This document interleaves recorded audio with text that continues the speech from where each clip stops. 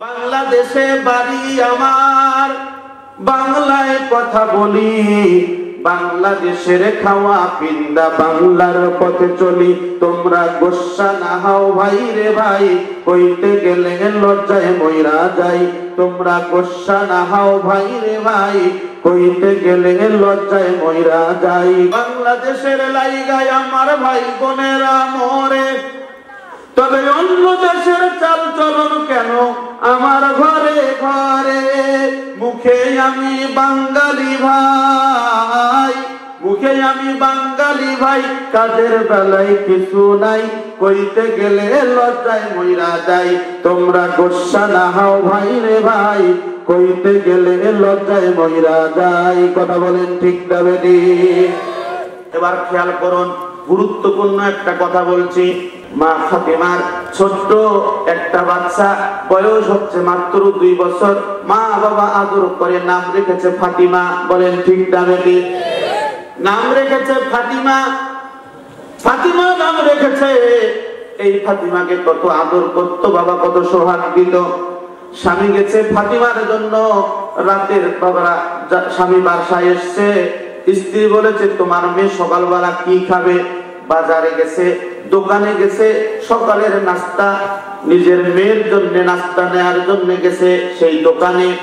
দোকান থেকে আসতে না আসতে এইদিকে সিলিন্ডার পাইপ আপনার বাস্ট হয়ে একটা পাইপের সাথে আর একটা পাইপের আগুন লেগে গেল।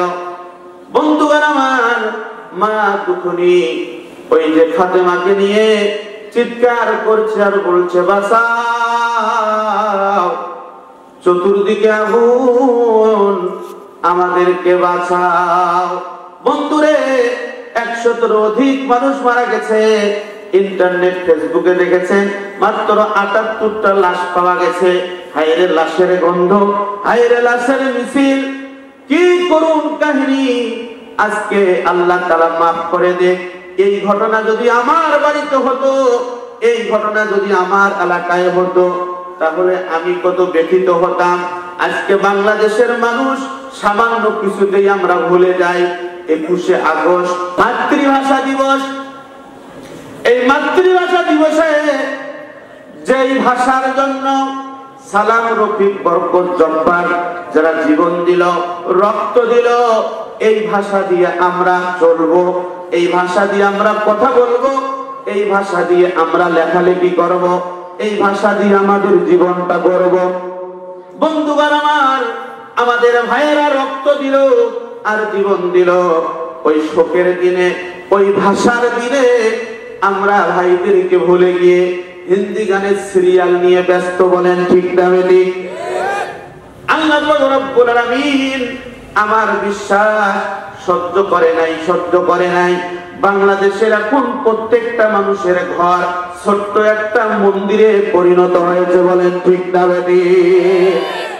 এজন্য আমি বলি, বাংলাদেশে বাড়ি আমার, বাংলায় কথা বলি, বাংলাদেশের খাওয়া পিন্দা বাংলার পথে চলি। তোমরা গোস্বা না হও ভাই রে ভাই, কইতে গেলে লজ্জায় মইরা যাই। তোমরা গোস্বা না হও ভাই রে ভাই, কইতে গেলে লজ্জায় মইরা যাই। বাংলাদেশের লাইগায় আমার ভাই বোনেরা মরে, তবে অন্য দেশের চাল চলন কেন আমার ঘরে ঘরে। মুখে আমি বাঙালি ভাই, মুখে আমি বাঙালি ভাই, কাজের বেলায় কিছু নাই, কইতে গেলে লজ্জায় মইরা যাই। তোমরা গোস্বা না হও ভাই রে ভাই, কইতে গেলে লজ্জায় মইরা যাই। কথা বলেন ঠিক না বেঠিক? বন্ধুগণ আমার, ফাতিমার কথা বলছিলাম। ফাতিমার মার কথা চিন্তা করুন। 2 বছরের শিশু ফাতিমাকে কোলে নিয়েছে, চতুর্দিকে আগুন, আগুন আর আগুন। দুনিয়ার আগুন যখন লাগে, চকবাজের আগুন লাগলো, 37টা ইউনিট কাজ করলো। বাংলাদেশের সেনাবাহিনী, বাংলাদেশের নৌবাহিনী, বাংলাদেশের ফায়ার সার্ভিস, বাংলাদেশের বিডিআর সকলে মিলে চেষ্টা করলো, কেউ কিন্তু আগুন নিভাতে পারে নাই। আগুন জ্বললো কয় ঘন্টা? 10 ঘন্টা। কয় ঘন্টা? সবাই কথা বলুন, কয় ঘন্টা? আগুন লাগছে কার হুকুমে? আগুন নিভলো কার হুকুমে? অতএব সাবধান সাবধান ও বাংলাদেশের মানুষ, ও কুষ্টিয়ার ভাইয়েরা, আমি আজকে যে কথাটা স্মরণ করতে চাই, দুনিয়ায় আগুন লাগলে চিৎকার করবেন আগুন আগুন আগুন, আমাকে বাঁচাও আমাকে বাঁচাও আমাকে বাঁচাও। এটা বলা সম্ভব? পাড়া প্রতিবেশী আত্মীয় স্বজন সবাই দৌড় দিয়ে আসবে আর বলবে অমুকের বাড়িতে আগুন লাগছে, চলো আগুন নিভাও আগুন নিভাও আগুন নিভাও। কোরআনের মাহফিলে মাত্র 2টা ঘন্টা বসে থাকার ইচ্ছা করে না, নামাজ পড়ার ইচ্ছা করে না, রোজা রাখার ইচ্ছা করে না। যখন কবরে আগুন লাগবে ওইখানে চিৎকার করলে কেউ তোমার চিৎকার শুনবে না। কথা বলুন ঠিক না বেঠিক? বন্ধুগণ আমার খেয়াল করুন খেয়াল করুন, এখানে অনেক মা বোন এসেছেন, মা বোনদের জন্য কিছু কথা বলা দরকার। বলেন ঠিক না বেঠিক? যেহেতু মা বোনেরা হচ্ছেন আমাদের দেশের সরকার। বলেন ঠিক না বেঠিক? আল্লাহর নবী বললেন, আল মারআতু ইজা সাল্লাত খামসাহা ওয়া সামাত শাহরাহা ওয়া আহসানাত ফারজাহা ওয়া আতাআত বালাহা। আল্লাহর নবী বলেন, কোন মহিলা যদি 4টা আমল করে, বলেন কয়টা? 2 হাত তুলে বলুন কয়টা? আল্লাহর নবী বলেন, কোন মা কোন বোন যদি 4টা আমল করে, ইজা সাল্লাত খামসাহা ওয়া সামাত শাহরাহা, আর এই 4টা আমল করলো, ওয়া আহসানাত ফারজাহা ওয়া আতাআত বালাহা ফালা তাদখুলু মিন আইয়ি আবওয়াবিল জান্নাতি শাআত। ওই মায়ের জন্য, ওই বোনের জন্য জান্নাতের 8টা দরজা খুলে দেওয়া হবে। যেই দরজা দিয়ে ইচ্ছা ওই দরজা দিয়ে জান্নাতে প্রবেশ করবে। মুত্তাফাকুন আলাই, বুখারী ও মুসলিমের যৌথ হাদিস। বলুন সুবহানাল্লাহ। মা বোনদেরকে বলবো, মা আপনাদের জন্য 4টা ওয়াজ আছে। 1 নম্বর হচ্ছে আল মারআতু ইজা সাল্লাত খামসাহা। কোন মা কোন বোন যদি 5 ওয়াক্ত নামাজ আদায় করে, নবীজি বলেছেন সে জান্নাতি হয়ে যাবে। এরপরে বলেছেন ওয়া সামাত শাহরাহা, রমজান মাসের রোজা রাখবে কোন মা কোন বোন। ওয়া আহসানাত ফারজাহা, পর্দা পালন করবে। আমাদের সমাজে মানুষ 5 ওয়াক্ত নামাজ আদায় করে, ঠিক আছে, কিন্তু মা বোনদের ক্ষেত্রে দেখেছি ওয়া সামাত শাহরাহা, রমজান মাসের রোজার ব্যাপারে সমস্যা আছে। বলেন ঠিক না বেঠিক? মা বোনেরা রমজান মাসের রোজা যদি রাখে, রোজা রাখতে পটু কিন্তু নামাজ পড়তে চায় না, আছে না? রোজা রাখবে কিন্তু নামাজ পড়বে না। আমাদের দেশে এরকম অনেক কথা আছে। এজন্য বলবো ওয়া আহসানাত ফারজাহা, মাথার চাঁদি থেকে পায়ের তালু পর্যন্ত মা বোনদেরকে পর্দার হুকুম পালন করতে হবে। বন্ধুগণ আমার খেয়াল করুন, আজকে আমাদের সমাজে মা বোনদের অনেক পর্দার অভাব। কথা বলেন ঠিক না বেঠিক? নামাজ যদিও পড়ে, রোজাও যদিও রাখে, কিন্তু শেষ পর্যন্ত পর্দা করে না। শেষ পর্যন্ত পর্দাও যদিও করে, এমন টাইট ফিট কাপড় পরে অন্য অন্য নায়ক নায়িকাদের চেহারা দেখার পরে মনে হচ্ছে যেন তাদের মুরিদ হয়ে গেছে। বলেন ঠিক না বেঠিক? বোরকা পরতেছে, এখন ফ্যাশন বোরকা বের হয়েছে, এমন বোরকা পরেছে তার সামনেও বোঝা যায় পিছনে বোঝা যায়। বলেন ঠিক না বেঠিক? এই জন্য আমি বলি, হেলে দুলে বুবুরে কোথায় যাও আপুরে, ওরে বুবু শুনে যাও বড় খাটা পরে যাও, বড় খাটা পরে গেলে লাভ কি জানিস, বখাটে যুবক তোরে দেবে না রে শীষ, রিক্সাওয়ালায় তোরে দেবে না রে শীষ। কথা বলেন ঠিক না বেঠিক? হেলে দুলে যখন তুমি চলে যাও বোন, তোমার দিকে তাকিয়ে থাকে দৌলতপুরের যুবকের হাজারো নয়ন। বলেন ঠিক না বেঠিক? হেলে দুলে যখন তুমি চলে যাও বোন, তোমার দিকে তাকিয়ে থাকে রিক্সাওয়ালার হাজারো নয়ন। বলেন ঠিক না বেঠিক? তোমাকে দেখার পরে বখাটে যুবক বলে, তোমাকে দেখার পরে রিক্সাওয়ালায় বলে, মালটা কি সুন্দর দেখতে দেখতে ইস, কথা বলেন ঠিক না বেরে? হেলে দুলে বুবুরে কোথায় যাও আপুরে, ওরে বুবু শুনে যাও বড় খাটা পরে যাও, বড় খাটা পরে গেলে লাভ কি জানিস, বখাটে যুবক তোরে দেবে না রে শীষ, রিকশাওয়ালায় তোরে দেবে না রে শীষ। লিল্লাহে তাকবীর। বন্ধুরা আমার খেয়াল করুন, রাত অনেক গভীর হয়ে গেছে, ছোট্ট একটা তথ্য দিয়ে যায়, আমরা মুসলমানেরা কোরআন থেকে দূরে সরে গেছি। আজ থেকে শুরু করে 30 বছর পূর্বে মাইকেল গোলেস্টান নামে একজন বিজ্ঞানী তথ্য দিয়েছেন, so long as the Muslim have the Quran we shall be unable to dominate them, we must either take it from them or make them lose their love of it। সে বলেছে, পৃথিবীর মানুষ শোনো, তোমরা যদি মুসলমানদের উপরে বিজয় লাভ করতে চাও, তাহলে যতদিন পর্যন্ত মুসলমানদের কাছে কোরআন থাকবে, মুসলমানদের উপরে বিজয় লাভ করতে পারবে না। চিৎকার করে বলুন সুবহানাল্লাহ।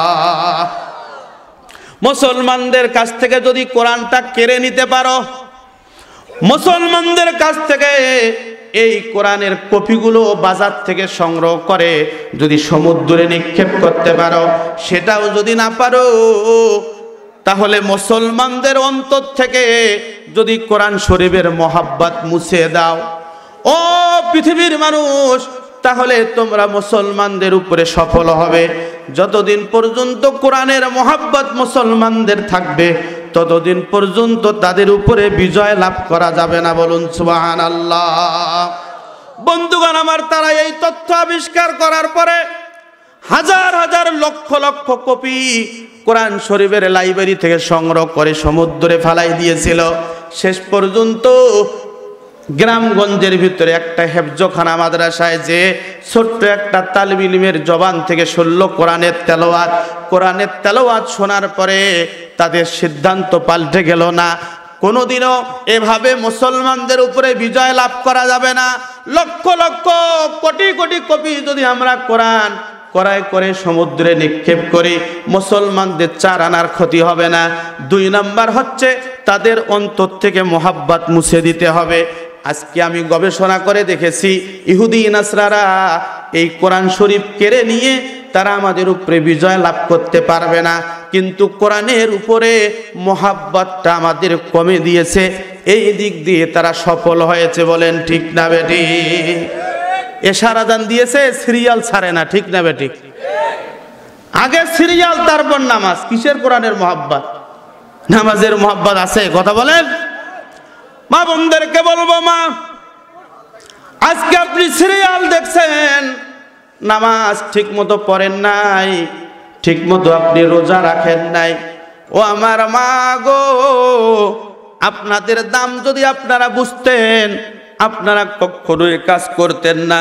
নবীজি বলেছেন, শোনো, কখনো তোমরা মাকে কষ্ট দিবে না, কখনো তোমার মেয়েকে কষ্ট দিবে না, কখনো তোমার স্বামীকে কষ্ট দিবে না।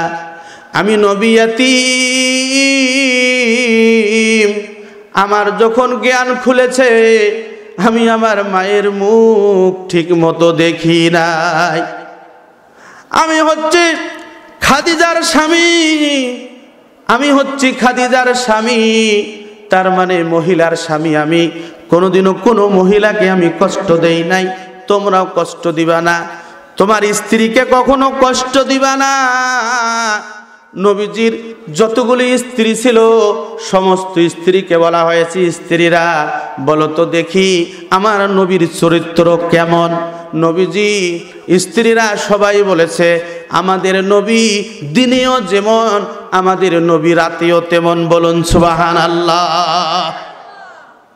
বন্ধুগণ আমার, একটা মাত্র তথ্য, আজকে কোরআনের উপরে মোহাব্বত কমে গেছে।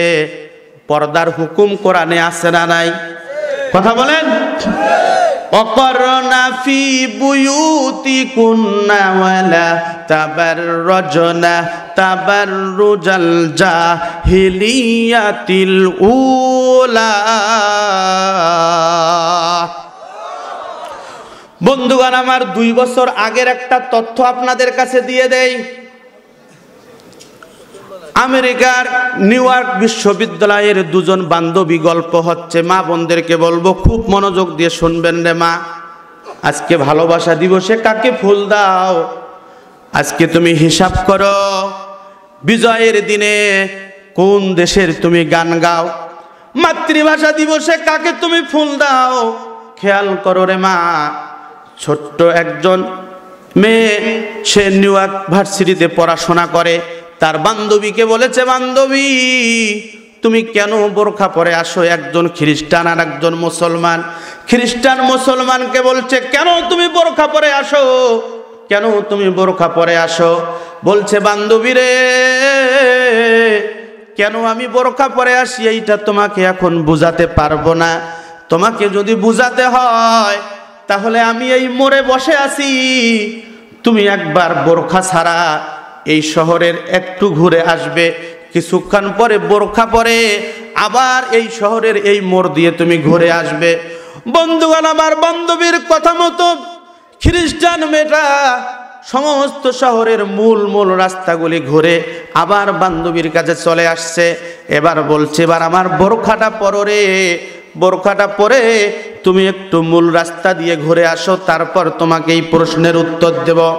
বন্ধুগণ আমার খেয়াল করুন, ওই যে যুবক, ওই যে আমার বোন যখন বোরখাটা খুলে দিয়েছে, খ্রিস্টান মেয়েটা ওই বোরখাটা কাঁধের মধ্যে নিয়া সঙ্গে সঙ্গে শরীরের মধ্যে দিয়া রাস্তার প্রত্যেকটা মোড়ে মোড়ে যখন ঘুরে আসলো, ঘুরে আসার পরে যখন বোরখাটা খুলছে তখন তার বান্ধবীকে বলছে, বান্ধবী আমার সুন্দর একটা অভিজ্ঞতা হইল।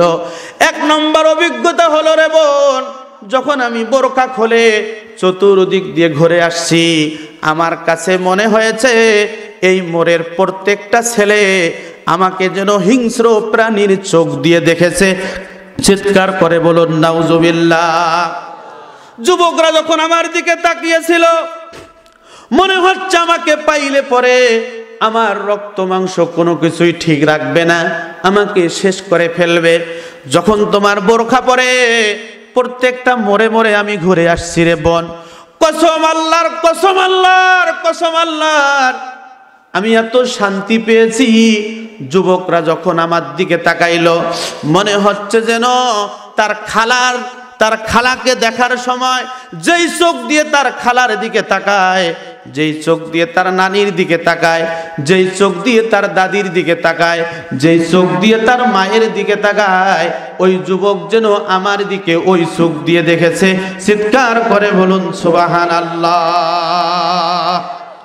এই জন্য নবীজি বলেছেন, ওয়া হাসানাত ফারজাহা, ও আমার মা আপনারা জানেন না আপনারা জান্নাতি।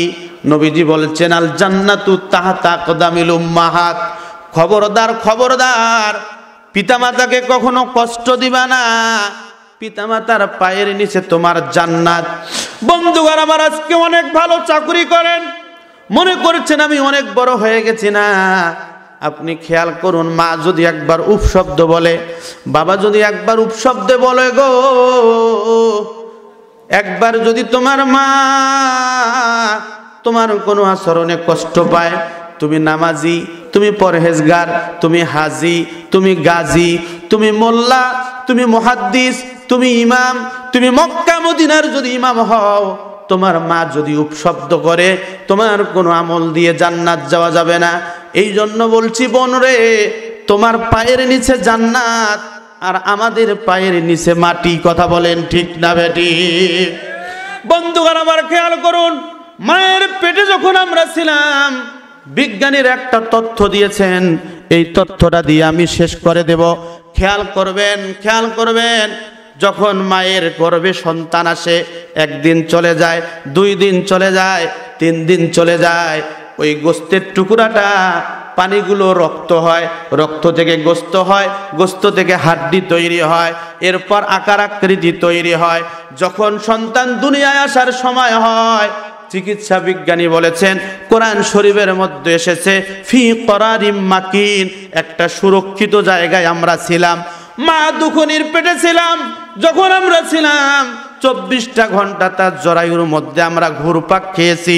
এই 24টা ঘন্টার মধ্যে এমন একটা সময় এসে যায় মায়ের কলিজা আর সন্তানের পা খুবই কাছাকাছি থেকে যায়। যাদের বিয়ে হয়েছে আজকের আলোচনাটা তারাই বুঝবে। খেয়াল করবেন বন্ধুরে, সন্তান যখন আপনার স্ত্রীর গর্ভে আসলো, এমন কিছু রাত গেছে ঘুমাইতে পারে নাই, এমন কিছু রাত গেছে দিন গেছে খাইতে পারে নাই। এটার পিছনে কারণ হচ্ছে চিকিৎসা বিজ্ঞানীরা বলেছেন মায়ের কলিজা আর সন্তানের পা খুবই কাছাকাছি থাকে। যখন মাঝে মধ্যে সন্তানটা একটু লড়ে ওঠে, মায়ের কলিজার কাছে আঘাত লাগে, মা দুখুনি অজ্ঞান হয়ে যান। মা দুখুনি ঠিক মতো খাইতে পারে না, ঠিক মতো ঘুমাইতে পারে না। মা বোনদেরকে বলবো, মা আমার নবী বলেছেন যখন কোনো সন্তান তোমার পেটে আসলো তুমি ঠিক মতো ঘুমাইতে পারো নাই, সারা রাত্রি দাঁড়িয়ে ফরজ ইবাদত করলে যেই সওয়াব হয় ওই কবুল নামাজের সওয়াব ওই মায়ের আমল নামায় আল্লাহ তাআলা দিয়ে দেয়। চিৎকার করে বলুন সুবহানাল্লাহ। যে কথাটা শুরুতেই বলেছিলাম, ওই ঘরের মধ্যে এমন কিছু বোন ছিল যেই বোনদের পেটে সন্তান ছিল, দুনিয়ায় সন্তান আসবে ওই মা কত স্বপ্ন দেখেছিল। বন্ধুগণ আমার, সন্তান ভালো স্কুলে পড়াশোনা করে, সন্তান ভার্সিটিতে পড়ে, মা বাবা কষ্ট করে তাদেরকে টাকা পয়সা দিত, মনে মনে ভাবতো আমার ছেলে ম্যাজিস্ট্রেট হবে, আমার ছেলে অফিসার হবে, আমার ছেলে ইঞ্জিনিয়ার হবে, আমার ছেলের জীবনটা আলোকিত হবে। কিন্তু হায় রে, আল্লাহ পাক রব্বুল আলামিনের কি খেলা! চকবাজারের সেই গ্যাস সিলিন্ডারের আগুন তাদের প্রাণ কেড়ে নিল। কথা বলুন ঠিক না বেঠিক? আপনি আমি বেঁচে আছি এটাই হচ্ছে অবাস্তব, আর যারা পুরে ছাই হয়ে গেল, দুনিয়া ছেড়ে চলে গেল, এটাই হচ্ছে বাস্তব। এই জন্য বলি ভাই, মা দুখুনির কথা একবার চিন্তা করুন। মায়ের কত দাম, মায়ের কত মর্যাদা। যখন সন্তান দুনিয়ায় আসার সময় হলো, মা অজ্ঞান হয়ে যায়, কখনো জ্ঞান ফিরে যায়। চিকিৎসা বিজ্ঞানীরা বলেছে তোমরা জানো কেন মা জ্ঞান হারায়, কেন মা জ্ঞান ফিরে পায়? এটার পিছনে কোনো কারণ নাই। এটার একটা মূল কারণ হচ্ছে আল্লাহর পক্ষ থেকে একটা সংযোগের ব্যবস্থা আছে। চিৎকার করে বলুন সুবহানাল্লাহ। বন্ধুগণ আমার, যেদিন সন্তান দুনিয়ায় আসবে পেটের ব্যথা শুরু হয়ে গেল, বেলাট শুরু হয়ে গেল, মা কান্না করে, মা কান্না করতেছে, দাদা দাদি সবাই দোয়া করতেছে, সবাই আল্লাহর কাছে বলছে আল্লাহ এই বিপদ থেকে বাঁচাও, এই বিপদ থেকে বাঁচাও, এই বিপদ থেকে বাঁচাও। আল্লাহ তুমি রহম করো, আল্লাহ তুমি শক্তি দাও। এই দোয়া আমরা সবাই করলাম। বন্ধুগণ আমার, কিন্তু খেয়াল করুন, চিকিৎসা বিজ্ঞানী বলেছে, আল্লাহ পাক রব্বুল আলামিনের কালামে হাকিমও বলতেছেন, ইয়াখরুজু মিন বাইনিস সুলবি ওয়াত তারাইব। বলেন আল্লাহু আকবার। আল্লাহ পাক রব্বুল আলামিন বলেন, মা বাবার মধুর মিলনের পরে তোমাদেরকে যে আমি দুনিয়াতে পাঠাইছি, ও আল্লাহর বান্দা বান্দিরা খেয়াল করুন, খেয়াল করুন। সন্তান যখন দুনিয়াতে আসবে, সময় হয়ে গেল, প্রচন্ড ব্যথা শুরু হয়ে গেল, মা চিৎকার করতেছেন, মায়ের বেলাড আসতেছে। জনম দুখুনি মাকে বলবো, রে মা, দুনিয়ার মানুষ জানে এই রক্তটা নাপাক, দুনিয়ার মানুষ জানে এই রক্তটা নাপাক, কিন্তু আল্লাহ পাক রব্বুল আলামিনের আদালতে শহীদদের গলা কেটে গেলে যেই রক্ত বের হয়, একটা সন্তান ভূমিষ্ঠ হওয়ার সময় যত বেলার আসে ওই শহীদের সমপরিমাণ সওয়াব ওই মায়ের আমলনামায় দেয়। চিৎকার করে বলুন সুবহানাল্লাহ। বন্ধুগণ আমার, খেয়াল করুন, খেয়াল করুন। যখন সন্তানটা দুনিয়ায় আসতেছে, মা বারবার জ্ঞান হারাচ্ছে, মা জ্ঞান হারিয়ে পড়ছে। যুবক, যার মা নাই খেয়াল করো মাকে কত কষ্ট দিয়েছ, যার বাবা নাই খেয়াল করুন কত কষ্ট আপনি দিয়েছেন রে ভাই। এবার একটু খেয়াল করুন, যখন আপনি আমি দুনিয়াতে আসছি, ওই মায়ের কলিজার কাছে আমাদের পাগুলো ছিল, মাথাটা আগে বের হয়ে আসছে। এরপর সবাই যখন দোয়া করলো, মায়ের কলিজার মধ্যে জোরে একটা লাথি দিয়ে আমরা দুনিয়াতে চলে আসছি। সন্তান যেই লাথিটা দেয়, চিকিৎসা বিজ্ঞানীরা বলেছেন ওই লাথির মধ্য দিয়ে মায়ের কলিজাটার মধ্যে ৭৪,০০০ স্পট তৈরি হয়। চিৎকার করে বলুন সুবহানাল্লাহ। ও যুবক, কোন মাকে কষ্ট দাও? তোমার কোন স্ত্রীকে কষ্ট দাও? তোমার কোন বোনকে কষ্ট দাও রে? একটু খেয়াল করো, এই কারিগর কোন কারিগর? যখন সন্তান দুনিয়ায় আসলো, দুনিয়ায় আসার পরে মা তো অজ্ঞান হয়ে জ্ঞান হারিয়ে ফেলে মাটিতে পড়ে আছে। আল্লাহর পক্ষ থেকে একজন ফেরেশতা আসে, আসার পরে আমাদের জবানটা খুলে দিল। আমরা যখন চিৎকার করে বললাম মা, মায়ের ওই ৭৪,০০০ কলিজার ছিদ্রগুলি একটা ডাকের মধ্য দিয়ে বন্ধ হয়ে গেল। বলুন সুবহানাল্লাহ। এই জন্য বলছি মা, আপনাদের পায়ের নিচে জন্য জান্নাত। আপনারা যে কষ্টটা করেন, এই কষ্ট কেউ করে না। মাত্র 4টা আমল করবেন, নবীজি বলেছেন যে তোমরা জান্নাতি। 1 নাম্বার হচ্ছে নামাজ পড়তে হবে, 2 নাম্বার হচ্ছে রোজা রাখতে হবে, 3 নাম্বার হচ্ছে ওয়াহসানাত ফারজাহা, ফরজিয়াত রক্ষা করতে হবে, 4 নাম্বার হচ্ছে ওয়াতাদ বালাহা।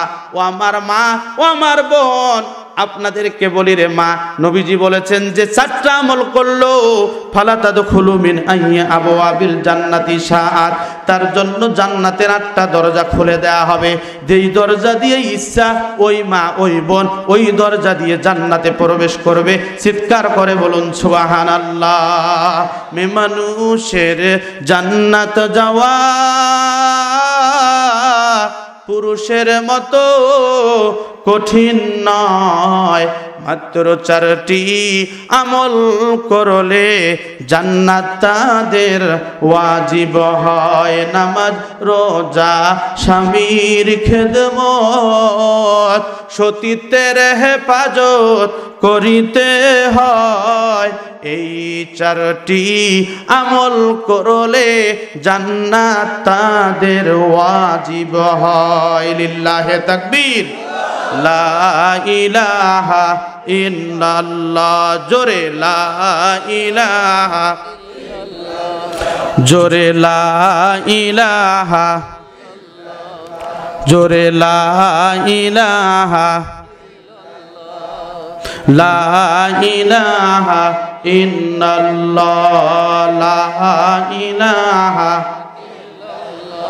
বুঝমন কার পিছনে তুমি ছুটছো দিবারাতি,